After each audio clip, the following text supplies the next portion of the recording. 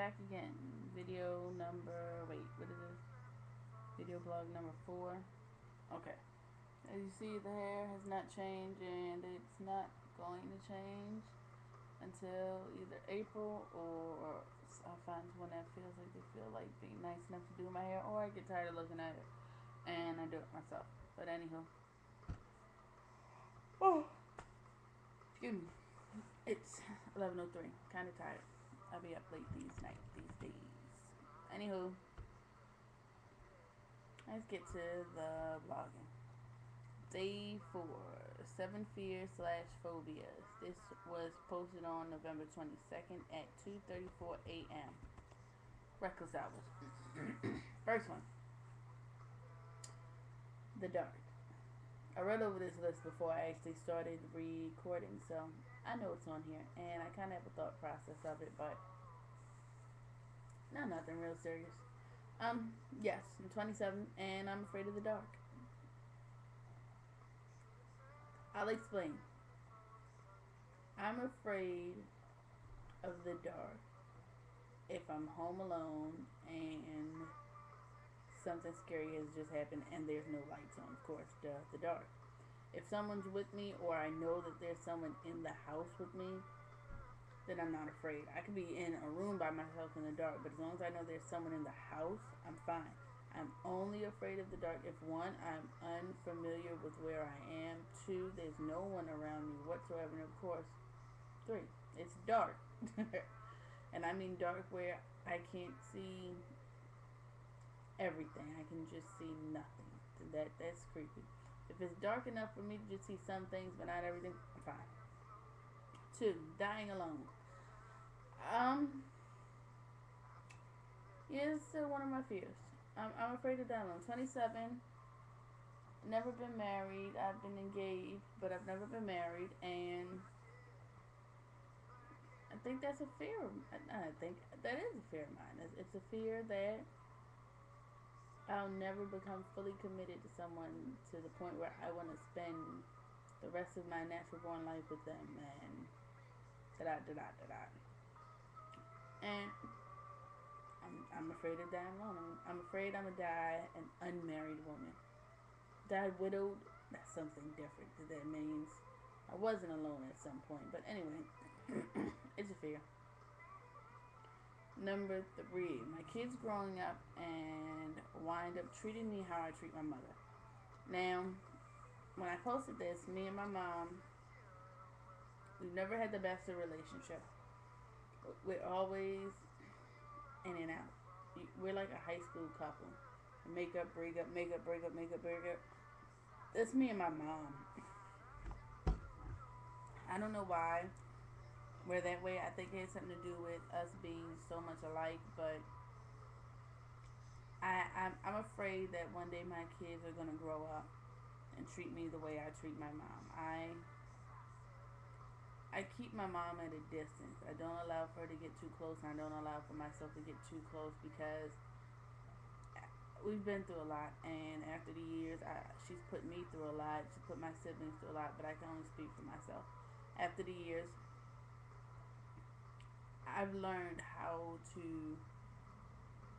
keep things safe so that we don't have blow-ups and meltdowns and things of that nature. But even with that being said, they're still inevitable when it comes to me and her.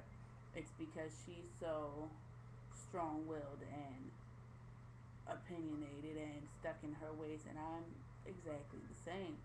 You can't convince me of things unless you have fact, and my mom tries to force things on me like I'm still a child. I get that I'm her child, I'm just not a child, and I don't think she gets that yet. But that is a fear of mine, that my kids will grow up one day and keep me at arm's distance like my mom. And another reason why this scares me is because when we were little, we used to say, when I say we, I mean my sisters, we used to say, we're going to treat mommy the way she treats Wella. And Wella's our grandmother, and that's who her mom is, and she treated her mom, she kept her at an arm's distance as well, and she kept her secretive, and she lied to her, and this, that, and the third. And when we grew up, we winded up doing it. We're doing exactly the same thing our mom did to her mom. The only thing is, I don't know what the only thing is. I guess in our heads it's justified because it's deserved. And I'm sure in my mom's head she justified ignoring her mom in her head. And I just hope that I break this cycle and my kids don't do this to me one day. Number 4, my kids growing up to resent me. Again, this goes back to some of the things I go through with my mom, but this also goes back to my parenting skills. Like, I don't think I'm a good parent. And other people tell me I'm a good parent, but my kids, I don't know, me and my kids, we have our relationship, and our relationship is ours. There's always going to be outside looking in, but it'll never be the same as my kids telling their side, me telling my side. I love my kids. I don't abuse my kids or nothing crazy like that. But all kids grow up eventually and have some resentment towards their parents for something. And like I was telling someone the other day, I don't think I put way too much responsibility on my kids. Like, my oldest is 9, and by the time I was his age, I was doing more than half of the things he was doing, plus another 50 other things he does. But I was raised in a different time, in a different era, in a different place. And I was the second oldest of 5. He's the first oldest of 3, and he's a boy. So the responsibilities are kind of the same, but they're different. But I don't want to place too much responsibility on my kids. I don't like for people to look and go, oh, that's too much for them to do, because then when I go, oh, wait, I did when I was his age, plus the stuff that he's doing, so it's not too much. I don't want to be that person. I don't want them to grow up to resent me and feel like, oh, my mom made us do this, that, and the third, and people are going, wow, you were doing that at that age. Like, I don't want it to be like that. Anyway, number 5. My past finally catching up with me. We've all done things in our life we don't accept, or we don't want to accept, or we regret.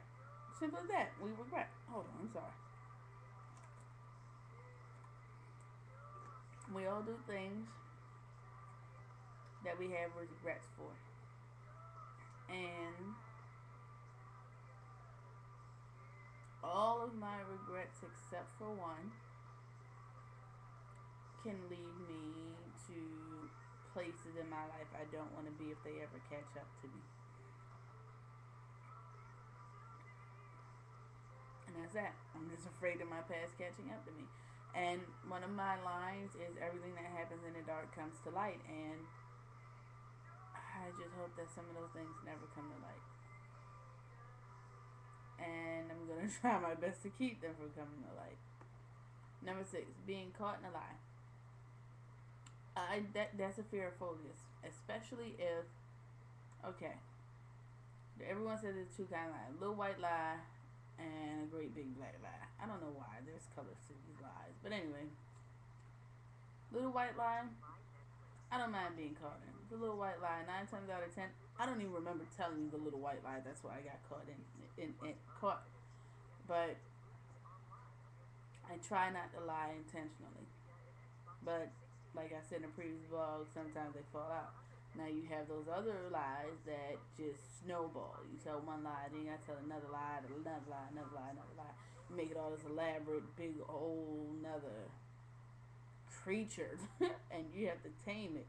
And 9 times out of 10, you're gonna forget 1 or 2 of these 20 lies that you done made to make this one story, and you're gonna be caught right then and there. The minute you forget 1 of those lies, you're caught.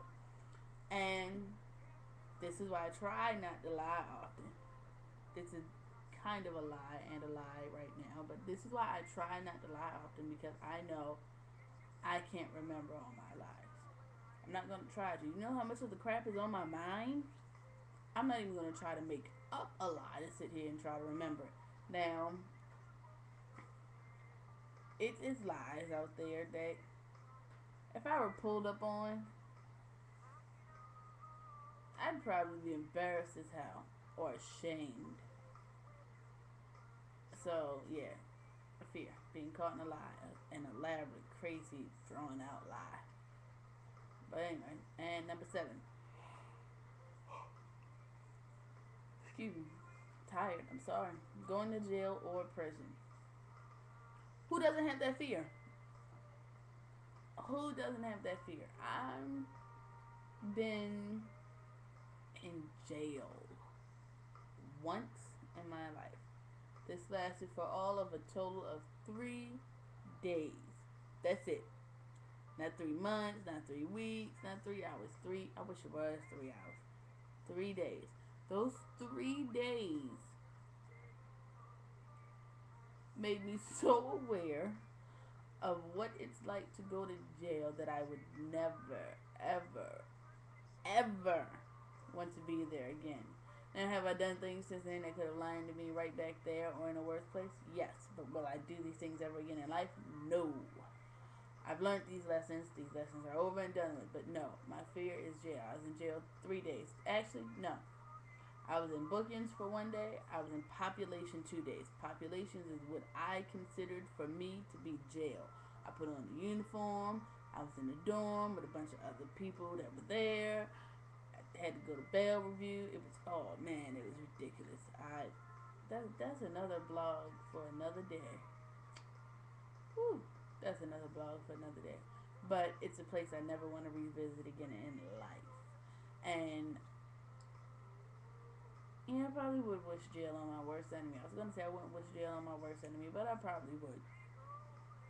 But I wouldn't wish it on anybody I care for. But then again, why would you? Alright, not too into this video blogging today. You probably could tell. Got a little itch in my throat. I think I put too much pepper in my dinner, and I'm not good with a whole lot of pepper. Just a little tickle in my throat. But anyway, that's it. Day 4, 7 fear/phobias. Number 1 is the dark. Number 2, dying alone. Number 3, my kids growing up and wind up treating me how I treat my mother. Number 4, my kids growing up to resent me. Number 5, my past finally catching up with me. Number 6, being caught in a lie. Number 7, going to jail or prison.